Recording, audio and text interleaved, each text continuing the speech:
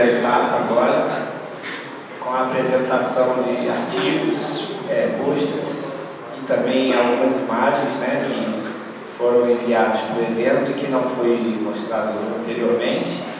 Então está com a oportunidade agora, passo a palavra ao Dr. Wagner Cassola.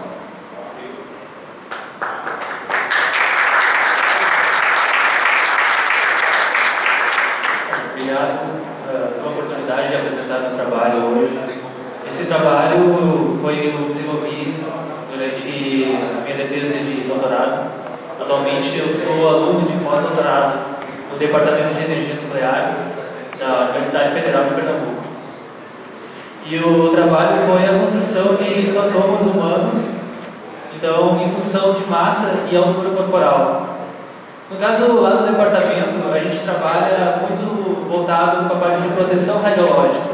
E na proteção radiológica, a gente tenta estimar quanto de energia a radiação deposita no corpo humano devido a uma exposição, por exemplo, num exame de raio-x. Essa energia absorvida a gente chama de dose. Então, quando a gente faz um exame de raio-x, os benefícios dependem do tipo de aplicação, só que o risco sempre vai ser o mesmo, certo? Que essa radiação ela possa provocar algum dano celular e esse dano pode resultar, por exemplo, no surgimento de câncer. E o risco ele é uma função então da dose absorvida. Para fazer e a dose absorvida, a gente tem um problema fundamental aqui. A dose absorvida ela não pode ser medida diretamente no órgão. E para isso, então, a gente usa modelo de exposição, onde um modelo de exposição, a gente usa um método de Monte Carlo. Esse método ele é um método estatístico que ele calcula como o fóton de raio-x interage com a matéria. E, no caso, a matéria de interação é justamente o corpo humano, que nesse caso é descrito por fantomas computacionais. Bom, os primeiros fantomas eles surgiram nos anos 70 e eles eram descritos por sólidos simples.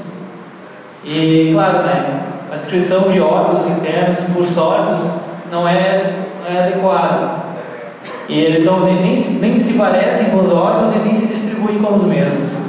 E então, pensando nisso, veio a segunda geração, que foi os fantomas tomográficos, que nesse caso era necessário ter uma imagem de uma fatia do indivíduo e era feito um processo de segmentação da imagem e era gerado um fantoma. Aí nesse caso tem uma imagem aqui de um fantoma, por exemplo, de um feminino. Então ali é mostrado a imagem justamente das fatias. Aqui no caso são segmentadas várias fatias e essas fatias são empilhadas. E esse empilhamento vai surgir então o nosso fantoma tomográfico. O que é esse fantoma tomográfico? Ele é bom porque justamente é baseado nas imagens de pessoas, logo ele é bem próximo do real. Só que o problema, por exemplo, se quiser mudar a posição desse tipo de fantoma, vai ser um trabalho imenso. E aí, em 2001, alguém fez o óbvio, né? Começou a utilizar softwares na computação gráfica para fazer esses fantomas computacionais. Aqui no caso, já em 2009, então, por exemplo, a Universidade da Flórida, ela faz a publicação de seus fantomas com diferentes percentis de massa e altura corporal, e também o Instituto Politécnico de Receber, também lá dos Estados Unidos, faz também a publicação dos seus fantomas. Aqui um detalhe que desses dois fantomas, eles foram construídos com base em dados da população americana. Junto com esse grupo aí, a gente não sabia deles até, a gente estava desenvolvendo o nosso trabalho, que também foi justamente a construção de fantomas humanos, modelos humanos, em função da massa e altura. Aqui, no caso, para fazer a superfície externa, inicialmente utilizou o Make-Human. E aqui, no caso, a imagem justamente das superfícies dentro do Blender. E aí, justamente o que eu falei, a gente não tem um único indivíduo, né? A gente tem vários indivíduos com diferentes massas corporais de altura. A gente não podia modelar todos, então a gente escolheu 3 percentis. Fez o décimo, o percentil 10, 50 e o 90 de massa corporal, e também fez o 10, 90, 50 e 90 de altura. Para fazer isso aí, a gente não foi aleatório. A gente usou dados de um software ergonométrico, e desse software a gente extraiu então informações baseadas em dados antropométricos de 9 nacionalidades, com população predominantemente caucasiana. E aqui foram as medidas que a gente utilizou. Além de massa corporal e estatura, a gente pegou então diâmetros corporais e perímetros, e a partir dessas medidas a gente fez os fantomas. Então a gente acredita que esse tipo de fantoma ele é mais representativo daquela população, justamente porque além de informações de massa corporal e estatura, ele também traz consigo informações desses diâmetros. Então, para a construção, a gente não fez só a parte externa, né? A gente fez a construção da parte interna. A gente utilizou um modelo até que já estava disponível de esqueleto, e aí todos os volumes do esqueleto eles foram ajustados com base em dados publicados pela Comissão Internacional de Radioproteção. Além do esqueleto, claro, a gente fez também a modelagem dos órgãos internos, também usando dados da Comissão Internacional de Radioproteção e imagens de referência obtidas em átomos anatômicos. Aqui no caso só uma imagem justamente do modelo do fígado. Então, e a vesícula e o modelo original que a gente encontrou na internet, e o modelo depois de ajustado com base nas imagens de referências e adição da vesícula biliar. Além disso, quando a pessoa aumenta de altura, os órgãos eles têm que sofrerem deformações, e essas deformações elas não são iguais para todos os órgãos.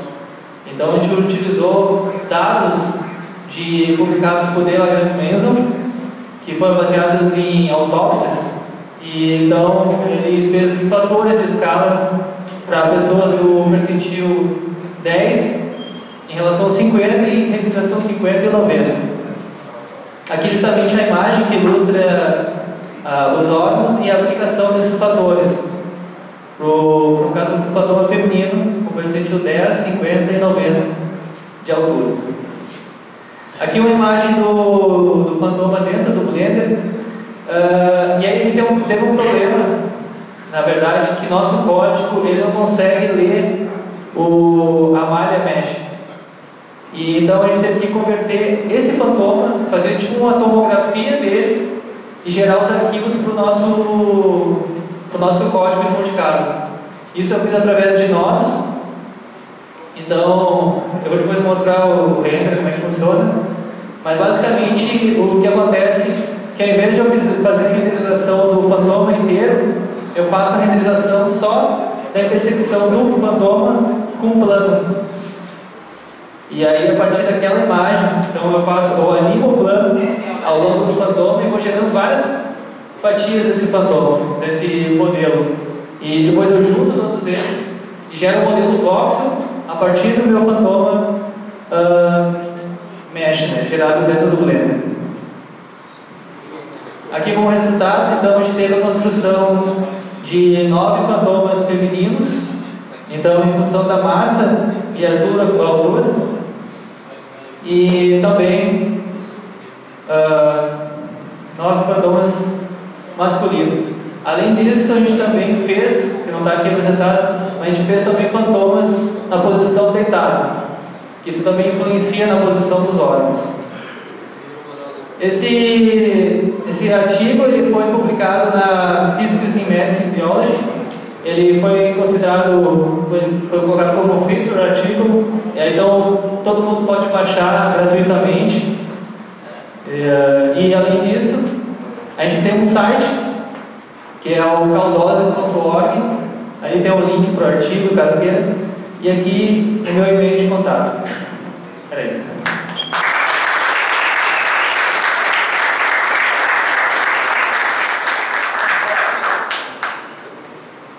Deixa eu perguntar, vocês fizeram os slices, né? A gente não imagem, eu posso até renderizar uma imagem aqui para mostrar como é que funciona o... Seria interessante. Uma pergunta, se vocês chegaram a fazer algum trabalho, eu sei que seria extremamente trabalhoso, demorado, chegaram a fazer alguma coisa assim, por exemplo, quando já aconteceu uma dose de radiação, alguma animação, mudança de cor, coisa assim, você pretende fazer isso daí? Seria bacana. Sim. A nossa, tipo assim, aqui o Fantomas, na verdade, ele é uma ferramenta, né?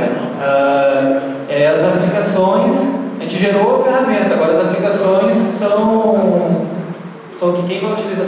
Essa é até uma questão, nesse site a gente disponibiliza os Fantomas, no caso, né? Então, esse trabalho, ele provavelmente vai surgir trabalho nisso aí, mas agora, tipo, a gente não conseguiu explorar, a gente trabalhou na construção dos Fantomas, né?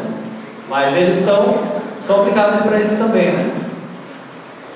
A radiação atua no nível muito microscópico nas células.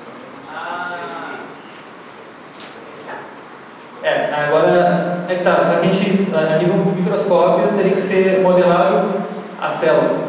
Esse aí eu já um trabalho.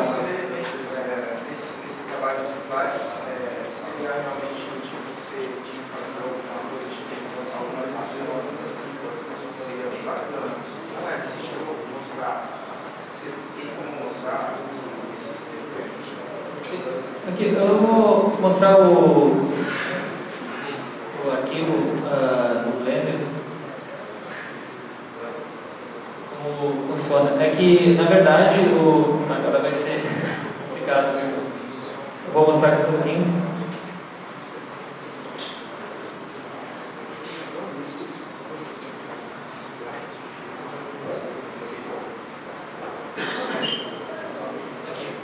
Eu queria mostrar ele até justamente para mostrar alguns problemas que eu tenho e que eu estou tentando buscar solução.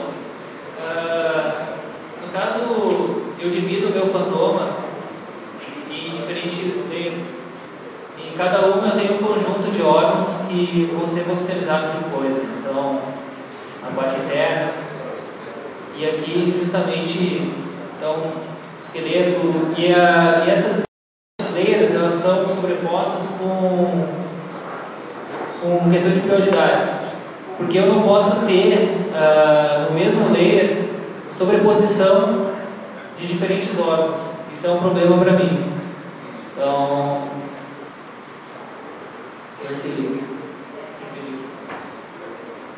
aí aqui no caso ele vai renderizando as diferentes layers, essas camadas, e aí usando o Node Editor eu faço a junção deles. E aí eu gero a minha fatia do meu Fantoma. E aí depois eu faço a animação, né? E aí eu vou gerando cada parte dele. Aí... Então, aqui... Aí... Bom, é isso assim. Aí eu só... claro, só que um problema meu, assim, todos esses Fantomas, tanto os os mais magros quanto os mais gordos, eles foram editados manualmente. A superfície eu não gerei porque eu precisava de um controle muito grande da massa corporal e da altura. E isso eu só consegui obter manualmente e tinha que ser o mesmo software que eu uso para renderizar, que é o Blender, né? Então a minha ideia é no futuro gerar um aplicativo no qual eu possa fazer essas modificações com sliders, que eu pudesse modificar. E agora, só continuação desse trabalho, pós-doutorado, talvez no ano que vem já presente, espero, é a construção de um Fantoma de recém-nascido e 1 ano de idade. Mas a minha ideia que eu queria fazer era um Fantoma que pudesse passar de um recém-nascido para 1 ano de idade com a mesma malha, só poder usar um modificador que pudesse, só que não tem nem só um plano, mas não tem ideia como fazer. Então é isso. Poderia 20 layers, poderia fazer uma animação de layers, substituição de objeto, unidade, né? Mas não seria uma coisa contínua. Se você for utilizador, acho que o espectador espera uma coisa mais contínua. Justamente porque eu tenho Fantomas que, por exemplo, eu tenho um indivíduo de 80 quilos e de 70 quilos. Só que o de 75 eu não tenho. Aí, se eu pudesse ter uma forma de deformar a malha, aí seria melhor. Poxa, nós agradecemos a presença do professor Cassola. Nós não temos tempo para pergunta, infelizmente. E eu vou passar agora a palavra ao professor Adriano. Vamos para o professor Cassola.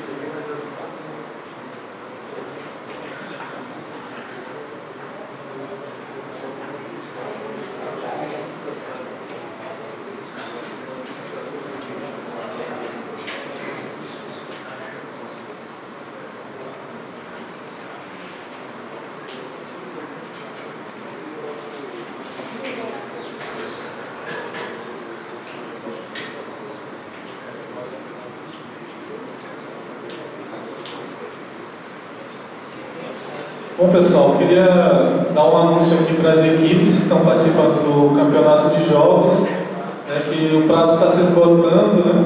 Eu já andei sondando, observando se o pessoal meio background, né? Parece que os trabalhos estão ficando muito bons.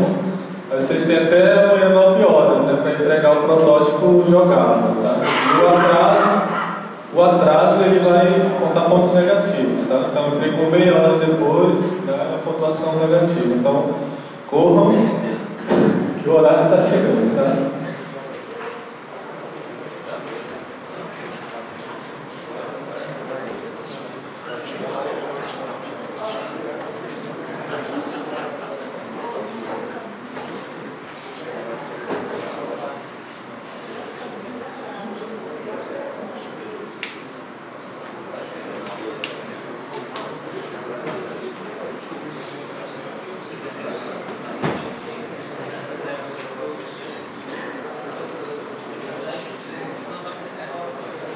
Alô? Bom, gente, eu escrevi essa apresentação por artigo, mas evidentemente não se trata de um artigo acadêmico da forma como acabou de ser apresentado. É mais uma vontade de compartilhar uma experiência que a gente vai se lançar na Universidade Federal da República da Bahia, no grupo que eu coordeno, que se chama Laboratório de Animação e Interatividade Digital. Faz mais ou menos um ano que eu sou coordenador e professor do curso de Cinema e Audiovisual, e numa interface interdisciplinar com o curso de Artes Visuais, ambos os cursos funcionam na cidade de Cachoeira, que fica a 100 km daqui de Salvador, a gente montou então um grupo de pesquisa e basicamente a gente tem trabalhado em 3D com animação e com Blender lá. É um trabalho ainda incipiente e esse ano a gente recebeu um convite da Fundação Parque do Saber. Fundação Parque do Saber é uma instituição que tem em Feira de Santana, uma cidade diferente de Cachoeira, que fica 100 e poucos quilômetros daqui também, é a segunda maior cidade do estado, depois de Salvador. E o Museu Parque do Saber, ele tem um dos maiores fundômenos do mundo na categoria dele, está aqui em Feira de Santana, se eu não me engano é o maior do Brasil também na categoria dele. Fundômeno, não sei se todo mundo está ciente, é um tipo de projeção em que a imagem é projetada num domo, numa hemisfera, imagina uma esfera cortada, e você projeta aquela imagem de forma que a imagem, ela é como essa imagem aqui, ela é distorcida quando é plana, mas quando ela é projetada numa esfera, ela fica correta. Então você tem uma visão 360 graus. O domo do Museu Parque do Saber tem 13 metros de diâmetro, é uma projeção imensa, e as pessoas ficam deitadas embaixo e olham para cima, fica na cúpula do planetário. Qual é o problema do Museu Parque do Saber? Como a maioria dos planetários brasileiros carece de produção, não há produto audiovisual para esse formato no Brasil, fora experiências universitárias pontuais e muito ligadas quando ocorrem na área de astronomia. E Enquanto que o potencial dos planetários vai muito além da questão da astronomia. É minimamente uma tela de projeção, você pode projetar o que você quiser lá. Evidentemente, ele está associado à necessidade de conteúdo educacional. O pessoal do Museu Parque do Saber entrou em contato com o nosso grupo e disse: olha, a gente precisa produzir conteúdo. O que é que precisa para isso? A gente fez alguns testes iniciais para tentar entender a tecnologia. Quer dizer, beleza. Obviamente, a solução derivou rapidamente para a questão da animação, porque vocês imaginem que, para projetar uma tela de 13 metros, a demanda de resolução são 3K. Significa que eu preciso de uma imagem de 3072 por 3072 pixels. Qualquer imagem inferior a isso começa a pixelizar e você perde a capacidade de imersão porque você começa a ver a imperfeição da imagem. Se a gente fosse fazer isso em vídeo, com as câmeras Full HD que a gente dispõe, mesmo eu colocando uma lente olho de peixe esférica perfeita, o que produziria o efeito ótico, eu teria um problema de resolução, porque a altura do Full HD ela é 1080 pixels, ou seja, uma imagem de 1K aproximadamente, muito menos do que eu preciso para projetar 3K. Então a gente descartou a possibilidade de trabalhar com vídeo. Bom, evidentemente, e falando rapidamente, é possível trabalhar com fotografia e aí fazendo time-lapse, mas a gente queria contar histórias e trabalhar com conteúdo educacional de forma mais dinâmica. A gente rapidamente encontrou no Blender uma solução para trabalhar com isso. Uma pesquisa rápida na internet, a gente viu que muitos lugares têm feito através do Blender produção full dome. É mais fácil trabalhar com full dome com programas comerciais. O 3D Max, através do Mental Ray e do V-Ray, consegue produzir imediatamente a projeção full dome, porque os renders V-Ray e Mental Ray são Ray Trace. E com o Ray Trace você consegue programar a câmera para ela distorcer. No Blender, o render padrão não é Ray Trace, você tem que fazer alguns artifícios. Um dos interesses que eu estou no Blender Pro dessa semana é bater um papo com o Dalai Felipe, que está aqui, que é um cara que está na dianteira desse tipo de pesquisa e desenvolveu inclusive o módulo ali. Da parte game do Blender, o Blender tem uma câmera Dome na parte game, não na BGR, mas não na parte de render normal. Mas o próprio Dalai Felipe tem soluções também, como é a técnica? Mapeamento do vento, é isso? A solução é o Velox, na verdade, nós de fazer a mesma coisa que eles fazem em mídia, em diferentes passos. Quando eles lá com diferentes câmeras, eles juntam ela na posição. Mexe o mouse para ver a tela. Eu acho que é o contato.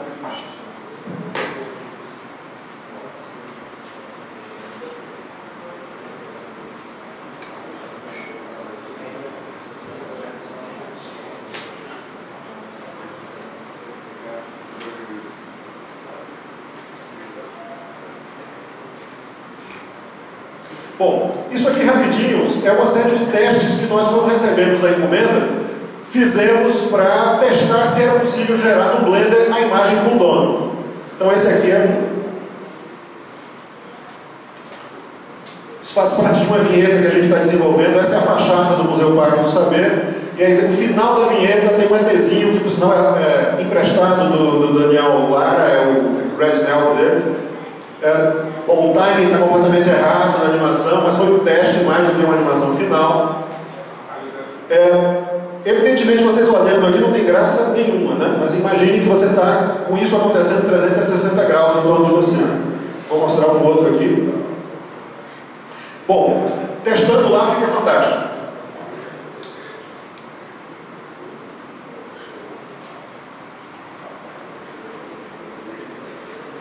Vou mostrar só um segundo teste. Rapidinho.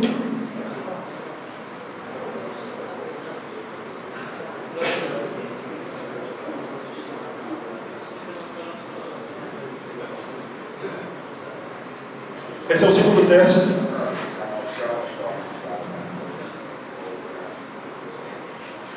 Eu vou comentar uma coisa que para mim foi uma surpresa quando eu vi isso projetado e mostrou que o desafio da gente é um pouco maior. Quando eu fiz esse teste no computador,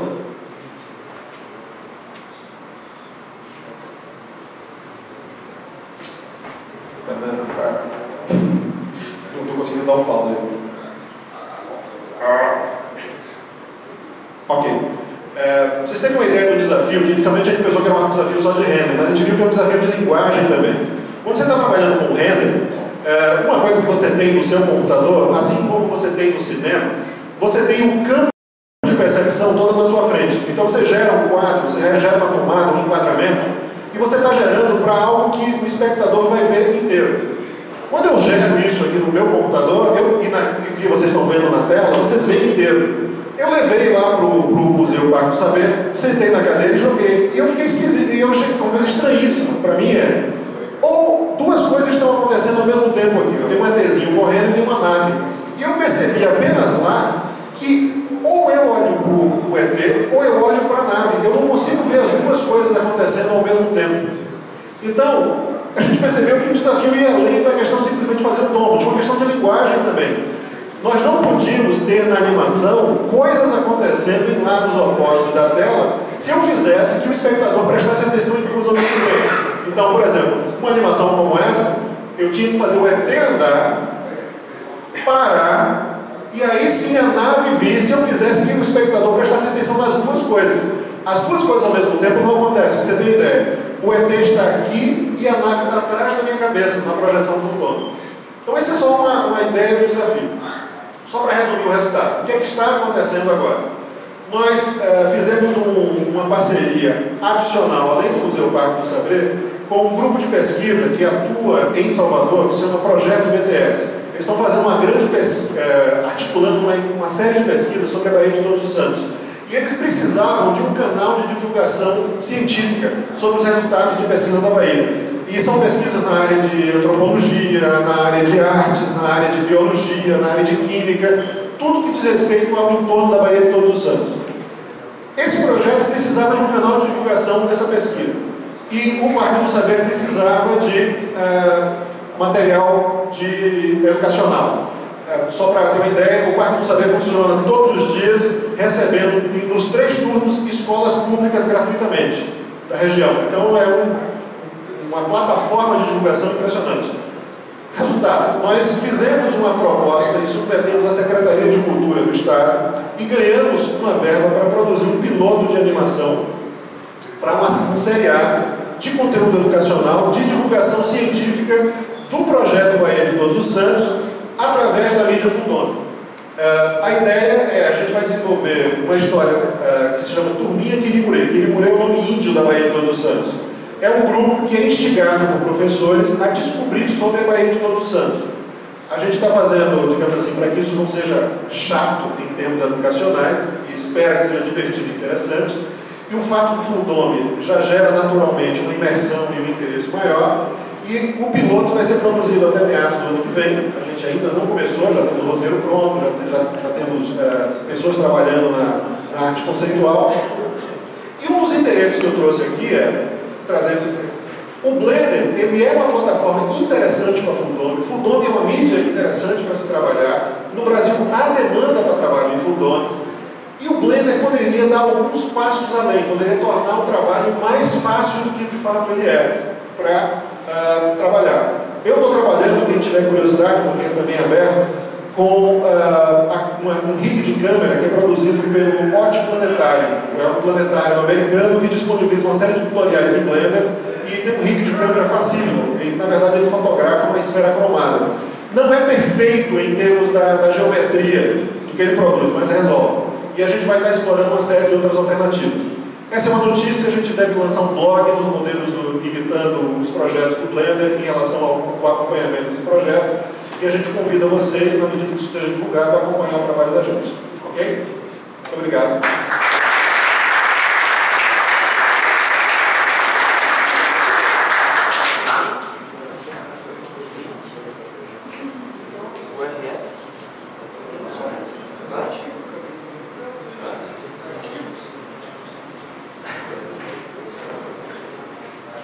Da sequência, então.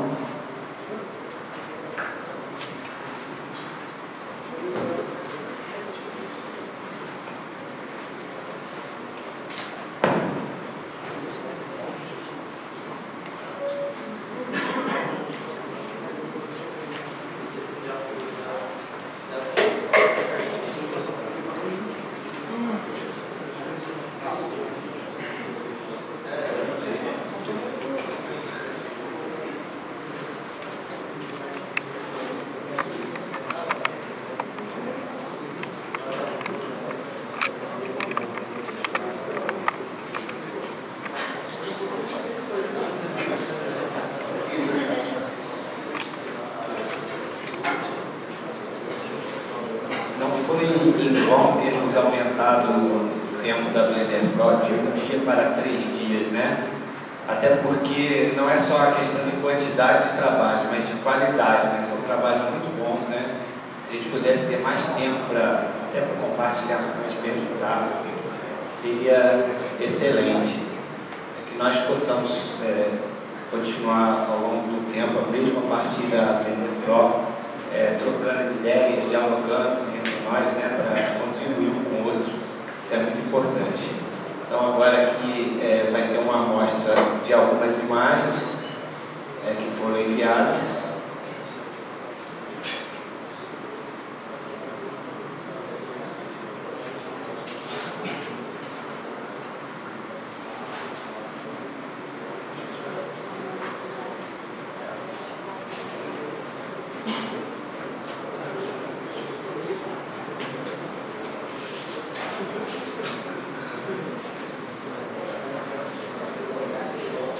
Olha só, nós não sabemos nós temos aqui os autores e as imagens, só que nós não temos a identificação aqui quem é o autor de cada imagem.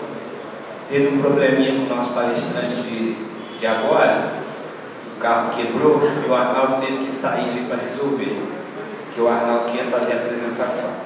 Nós vamos citar o nome dos autores, tá bom? Vamos mostrar as imagens.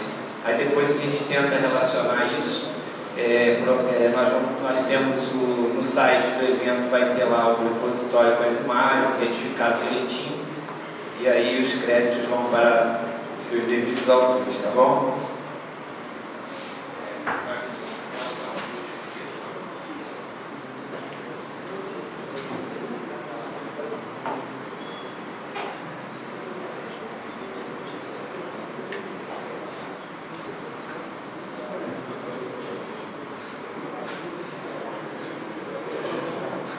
Alguém pode ajudar aqui com o MacBook?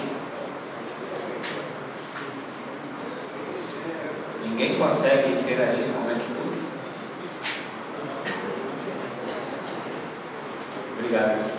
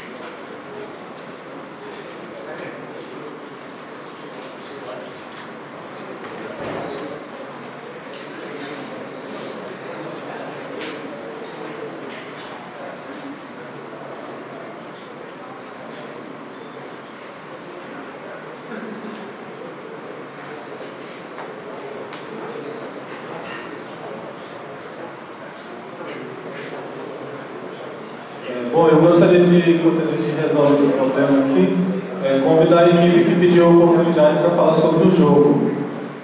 O jogo, o professor, que está com o auxílio do professor Marcos Amaral. Bora.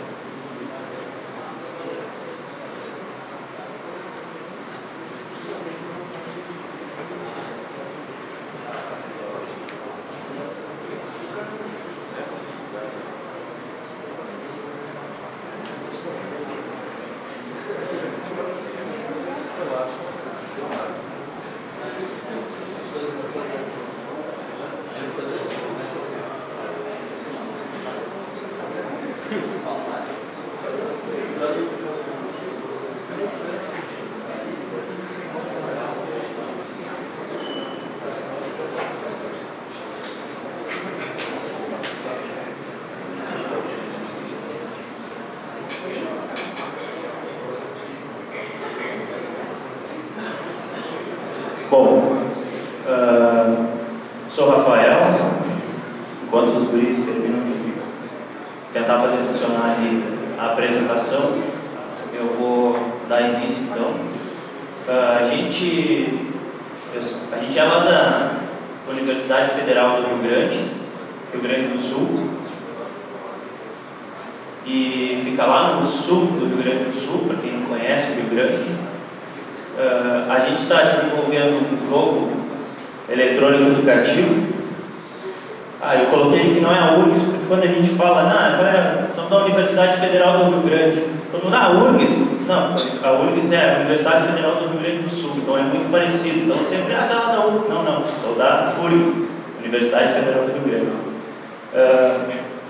A nossa equipe então é composta por estudantes do primeiro e segundo ano de Engenharia de Computação e Automação, estudantes do último ano e dos anos iniciais de artes visuais, estudante de pedagogia e um estudante de geografia que também está concluindo o curso.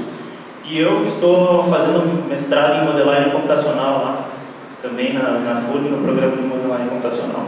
Aí dá uma foto da equipe trabalhando no nosso pequeno espaço lá na universidade. Tem uma salinha do lado aí que tem os computadores e tal.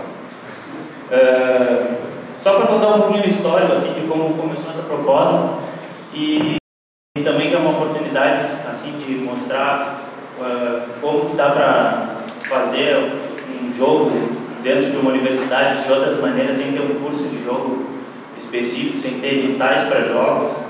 Então, bom, começou em 2008, eu comecei trabalhando no desenvolvimento de um jogo, fazendo inteligência artificial de Saberland, utilizando sistemas de planejamento. Então eu terminei meu curso de Engenharia de Computação e fui fazer mestrado em modelagem computacional. E aí, eu pensando o que fazer, o que eu vou fazer, já na linha da inteligência artificial, pensei, vou fazer um jogo, só que um jogo eu já não faço sozinho. Então eu fui atrás de recursos para conseguir montar uma equipe e encontrei esses recursos nos editais de extensão universitária do governo, que são editais formados por verba de vários ministérios, que não dizem assim, edital para jogo, não, são editais voltados para várias linhas, né, temáticas, que educação, para trabalhar com desenvolvimento de renda e outras coisas, saúde e tal. E eu pensei numa proposta de trabalhar com um jogo, e a gente conseguiu então aprovar em 2009 o primeiro projeto do jogo voltado para a educação de jovens e adultos. Só que, daí pensando em fazer minha pesquisa, só que a verba do governo não entra assim, né? Aprovou edital, veio. Então, eu tinha 2 anos para terminar. Um ano depois, um ano e pouquinho depois, veio a verba. E eu já tinha outro problema para trabalhar já, porque não ia dar para desenvolver sozinho. Então a gente começou a trabalhar em 2010 e em 2010 a gente aprovou o segundo ProExt com uma proposta de expansão do jogo e começamos que ia entrar a verba em 2011 para a gente trabalhar. Bom, em 2011 a gente expandiu a equipe e está na equipe com a composição que a gente está agora. Começamos a trabalhar em junho com mais programadores, são 5 programadores, 3 artistas visuais, uma pedagoga e um geógrafo, que é o roteirista. Bom, eu vou falar só um pouquinho que é a extensão universitária, né, que a gente já passou só. Para quem não é da academia, ela é um dos tripés acadêmicos, né? Tem ensino, a pesquisa e a extensão, que é quando a gente sai para fora para fazer coisas junto com a comunidade. E disso aí tentar integrar com o ensino e com a pesquisa. Então, nessa proposta que a gente tinha montar o jogo, a gente queria fazer uma coisa mais participativa. Então a gente pensou numa metodologia de construção de jogo que não deu muito certo, porque os prazos eram curtos, né? Que era tentar envolver a comunidade para montar um design de jogo.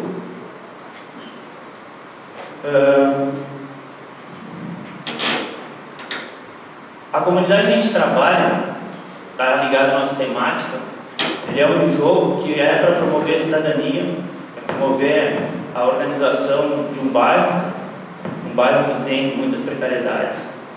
E então a gente ia simular situações e cenários que iam provocar ele para subir caminhos que eles pudessem realizar na prática. Coisas que eles, tipo, utilizando os espaços institucionais, a associação de bairro, conselhos locais, conselhos municipais e tal, e esses recursos da lei que eles têm para pressionar o poder público. Porque governo e pressão, governo e feijão é só na pressão, né? Tem que estar em cima para conseguir alguma coisa. Então esse é o nosso objetivo da temática. E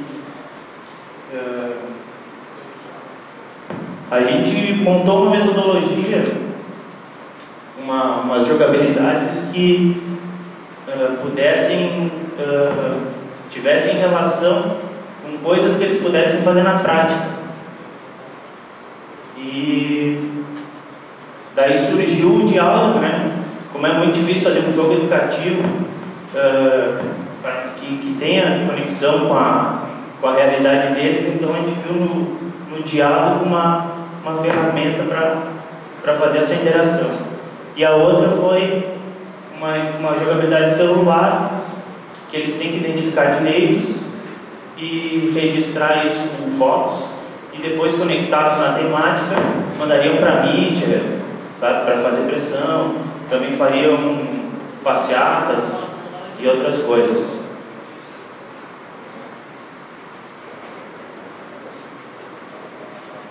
Então chegamos em 2011, agora em maio, não sabia que era Blender, não sabia que era Python, e o Rafael chegou para mim e disse: tu vai fazer inteligência artificial do jogo. Tá bom então. Aí então, eu tinha que aprender Python, mexer no Blender, na BGE, fiz algumas pesquisas e tal, e apliquei um pouco a interface, embora não tenha design ainda, interface do diálogo. Passei o texto do NPC e poderia responder para ele e faria a conversa para que ele analisasse a minha resposta e respondesse de acordo. Mas aí vem outro problema, porque a versão 2.5 do Blender ele não suporta o TF8, que é acento, cedilha. Eu não conseguia aplicar, eu procurei, eu tinha francês, várias pessoas usavam. Daí eu tive que fazer uma gambiarra, porque então o que eu fiz? Eu peguei palavra por palavra e fui substituindo na UVMap, letra por letra, e fui substituindo cedilha e tudo por números. Então toda vez que eu fosse escrever, eu poderia mostrá-los na interface. Por exemplo, o A com acento, cedilha e tal.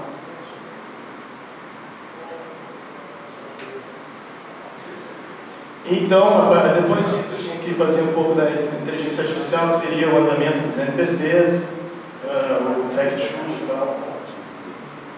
E depois de resolver isso, nós tínhamos outro problema, que era a inteligência artificial do NPC. Eu tinha que reconhecer as palavras. Isso eu vou passar para o colega que fez isso. Então, boa noite a todos. Meu nome é Pedro.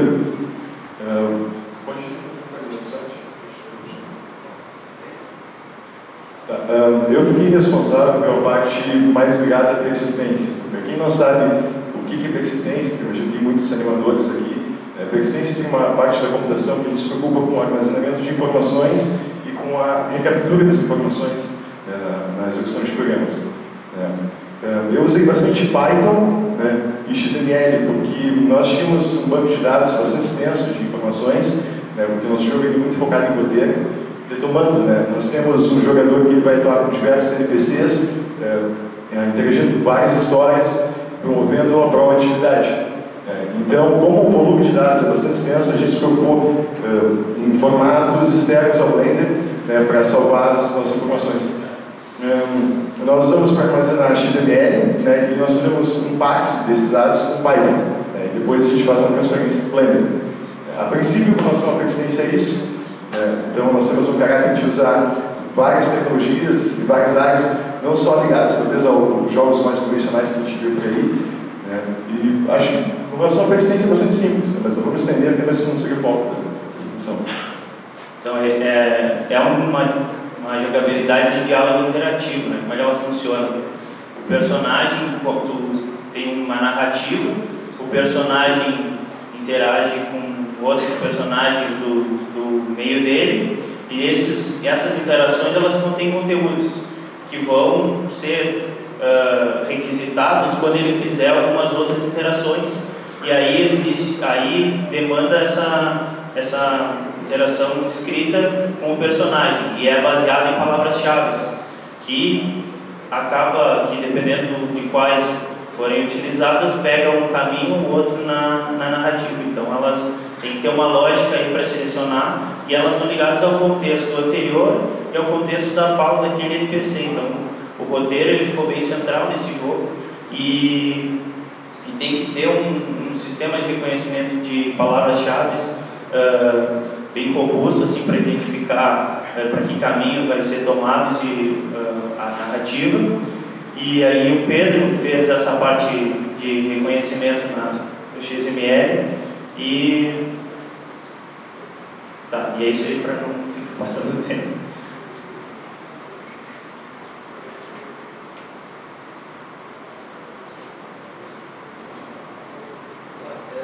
Eu desenvolvi a parte da mecânica de fotos do jogo.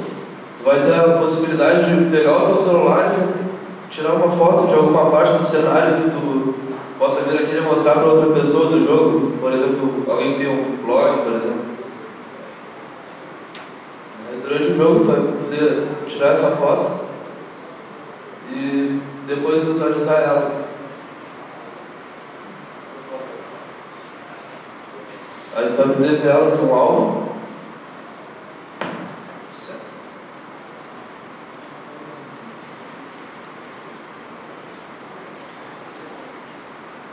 E enviar elas para um jornal e usar isso como ferramenta de denúncia. O jogo tem um sistema que reconhece o que está dentro da foto, e ele salva isso para o jogo poder reconhecer depois. Bom, meu nome é Roger, eu cuido de toda a parte de controle que está sendo desenvolvido em relação às artes. Textura, modelos, animação, tudo. Eu faço esse controle com um arquivo em Excel, onde eu tenho tudo controlado, todos os objetos, nome, quantidade de polígonos, peso de textura, animação, frame, isso tudo é controlado, porque um dos nossos maiores problemas são escolas públicas, a maioria onde o jogo vai ser aplicado e de hardware muito limitado. Então eu tive que voltar a pesquisa do jogo 10 anos atrás, a gente costuma dizer que estamos dando contra o tempo. Enquanto o pessoal estava pensando em fazer gráficos super avançados, nós tivemos que voltar 10 anos, fazendo muito no Half-Life 1 e alguns jogos anteriores. Então isso gera problema, e o jogo a gente tentou aproximar bastante do GTA. Um jogo que é controverso e que nos dá muito problema, porque nós vamos falar com o pessoal da educação. Um jogo que tem que carrega uma carga de violência, e a mídia fala muito mal dele, mas que está muito próximo da maioria dos jogadores. Então isso facilitaria o entendimento dos jogadores, entendimento não, mas uma certa afinidade que os jogadores teriam com o nosso jogo. E, bom, eu não vou estender muito aqui.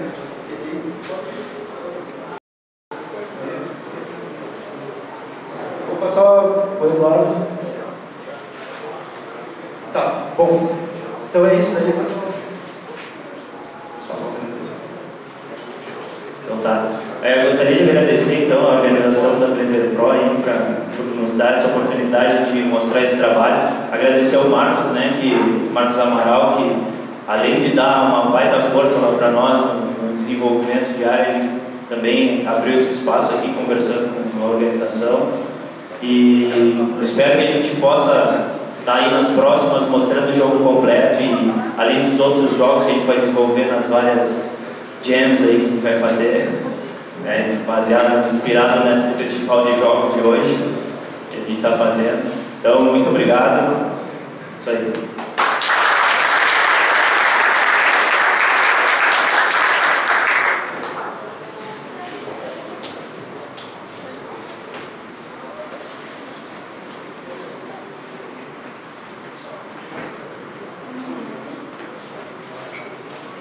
Vamos agora à última parte aqui, que é a exibição das imagens.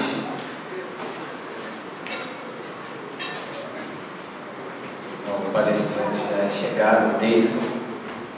Correu tudo bem, né? Então chegou na hora certa.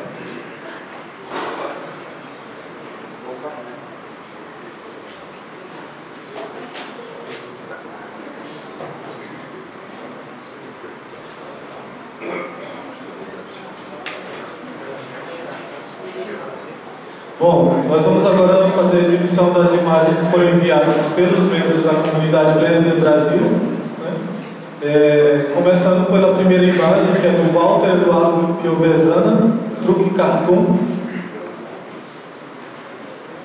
Próxima imagem, a Walking, The Evangel Son, da Andréia Mascarenhas, do Thiago Oliveira. Continuação do Awakening of Vangel, também da Andréia.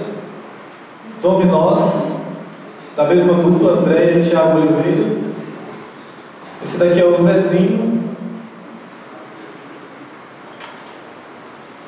Esse aqui é o Kenny, da Andréia Mascarenhas. Aqui é o Tia Gaitas, do Thiago da Hora, também da comunidade Blender Brasil. Aqui são uma sequência, né, de 3 imagens dos bonequinhos de bolo de casamento, também do Thiago da Hora. Aí esse ficou legal, super simpático. Muito simpático. Aqui tem a Tiago Guitarra, é do Thiago da Hora. O Robohar 03, Mortal Kombat, também do Thiago. Truquinho. Aqui o Homem de Bronze, também do Thiago da Hora. E as próximas 2 imagens também são dele, que é Rolimans, o Robô Thor. E aí é o Burnie, do Lucas Falcão. Em seguida nós temos um outro artista que participou no ano passado também, que é o Paulo Ricardo Ribeiro, né? A próxima sequência são imagens deles. No caso ele fez utilizando o Blender e o GIMP.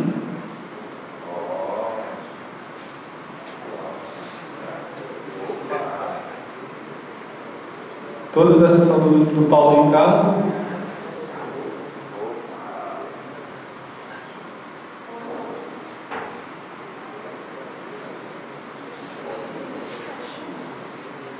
Ele só manda de muito, a gente pede, manda 1, 2 ou 3. Aí ele manda 10, 15, 20.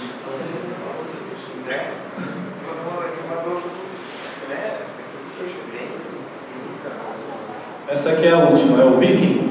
Se vocês procurarem no Google, né, por Paulo Ricardo Ribeiro, aí tem um vídeo que ele mostra o Viking facial, bem interessante.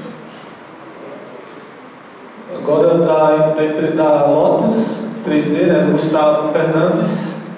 Sequência de imagens enviadas pelo Gustavo Fernandes, da Lotus 3D.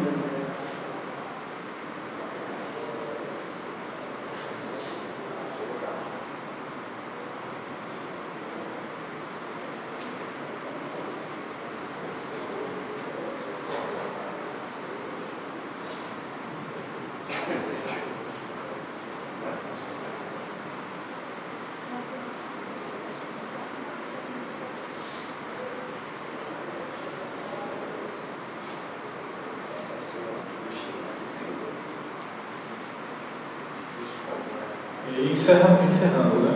Eu gostaria de agradecer, não sei se os artistas, tem algum dos artistas que apresentou as imagens aqui nessa noite, Nós gostaríamos de agradecer, né, a todos que enviaram seus trabalhos, e nós convidamos aos que estão presentes aqui que enviem seus trabalhos, né, fiquem atentos aos anúncios no site Blender Brasil. A gente sempre anuncia e incentiva a galera a participar, porque aqui é o canal de divulgação dos artistas de Blender brasileiros, né? Então não desperdice as chances de estar mostrando o trabalho, né?